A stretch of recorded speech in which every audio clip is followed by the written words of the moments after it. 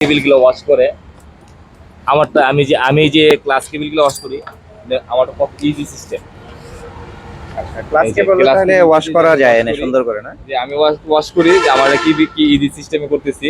এই যে খুলছি, খুলে অনেকেই এখানে তেল দেয়, আস্তে আস্তে তেল দিব আস্তে আস্তে তেল দিব। আমি কি আমার আমার সিস্টেমটা এরকম না। এই যে গাড়ি খুলছি, গাড়ি খুইলা আমি এই যে ক্লাস কেবল ওয়াশের একটা প্রক্রিয়া, খুব ইজিয়েস্ট ওয়ে, সেটা আমরা একটু দেখার জন্য আবার আপনাদের সাথে থাকি।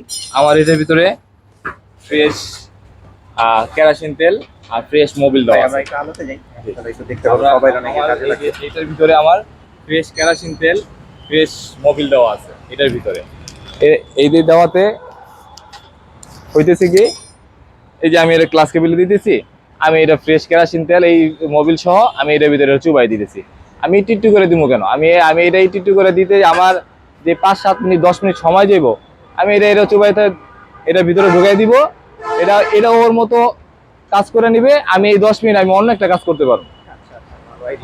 ঠিক আছে, আর এটার ভিতরে আমার 10 মিনিট সময় দিলে 10 মিনিটে আমার লস। আমি যেটা করতেছি, হ্যাঁ ইজিলি, আমার কিছুই করতে হইব না। অটোমেটিক ক্লিন হইতে থাকবো। আমি এটা 10 মিনিট ভিজায় রাখবো, ভিজায় রাখার পর আবার একটু লাড়া দিব, মানে একটু পাঞ্চিং করার পরে এটার ভিতরে যে ময়লাগুলো আছে এগুলো পরে যাবো। পরে গেলে আমি আবার ঢুকাই দিব এটার ভিতরে। ঢুকাই দিলে যদি একটা সময় দেখা গেছে পুরাটা কেবিল কোনায় কোনায় গিয়া মোবিলটা মানে একদম এটার ভিতরে ভিজিয়ে দিলে এটা কোনায় কোনায় পর্যন্ত মোবিলটা পোষায় যাবো। পোষায় গেলে এটা ভালো থাকবে। এই যেমন এই যে আমার এই পর্যন্ত তেল আছে অলরেডি। এই যে ভিতরে ঢুকাইছি না, এই যে আমার এই পর্যন্ত তেল, এই যে ভিজানো উঠাইতেছে। একটু তেল কমছে, আমি আইটু দিয়ে একদম মুখ ভর্তি করে দিই। মানে আমার এটা কম শর্ট টাইমের ভিতরে আমার ক্লাস কেবিলি হয়ে যায়। যাক, আমরা আসলে এই ক্লাস কেবল ক্লিনিং এর বিষয়টা অনেকেই দেখা যাচ্ছে কনফিউজিং থাকে যে কিভাবে ক্লিন করে। আমরা আসলে দেখেছি অনেক সময় যে এই জায়গাটাতে আপনার ক্লাসটা কেবলটা লাগানো থাকে, সেখান থেকেই এটা সেট করা অবস্থাতেই তেল দিয়ে ক্লিন করার চেষ্টা করে। সেটা তো এক প্রকার হয়, বাট এটাতে হচ্ছে যখন পুরো সেট আপটা খুলে কাজ করা হয় তখন কিন্তু এটার কাজটা কিন্তু আরো অনেক ভালো হয়, অনেক সুন্দরভাবে করা যায়। তো আমরা সেটাই একটু দেখলাম।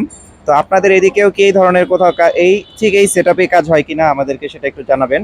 তবে আজকে কিন্তু আমি ভুলে গিয়েছিলাম যে আমার বাইকটায় যে ক্লাস কেবলটা সেট করতে হবে। ক্লাস কেবলটা যদিও নতুন ছিল, তারপরেও যেহেতু 6000 কিলো হয়ে গিয়েছে, তো আমি সেটা ক্লিন করার কথা মনে ছিল, বাট এখানে শেয়ার করতে ভুলে গিয়েছিলাম। বাট এই হচ্ছে বিষয়, ট্রাস্টেড গ্যারেজে আসলে তারা নিজ দায়িত্বে আপনার এই কাজগুলো খুঁজে খুঁজে বের করে এবং তারা করে নেয়। তো আমার অ্যাকচুয়ালি এখানে বসে থাকতে হয় না। অনেক গ্যারেজে দেখা যায় বাইকের পাশে বসে থাকতে হয়, বাইক এটা কাজ করে না, সেটা কি সেট আপ করে নাকি মাল প্রোডাক্ট ঠিক মতো লাগায়, নাকি প্রোডাক্টগুলো গোলমাল করে ফেলে, নাকি আসলেই সেট আপ না করে প্রোডাক্ট ডেলিভারি দিয়ে দেয়। তো এখানে কিন্তু দেখা যাচ্ছে মানে নিজে থেকেই কাজগুলো সুন্দরভাবে হয়ে যায়। যে দেখেন, আমি ক্লাসের ক্লিনিং এর বিষয়টা ভুলে গিয়েছিলাম, ট্যাঙ্কে যে এই ধরনের প্রবলেম হয় এটা সলিউশন আছে এটা ভুলে গিয়েছিলাম। তো এটা কিন্তু এটা বের করে দিচ্ছি।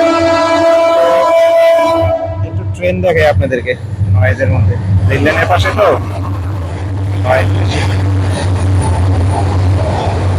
এগুলো একটু নয়েজ থাকবে এই সিটির মধ্যে।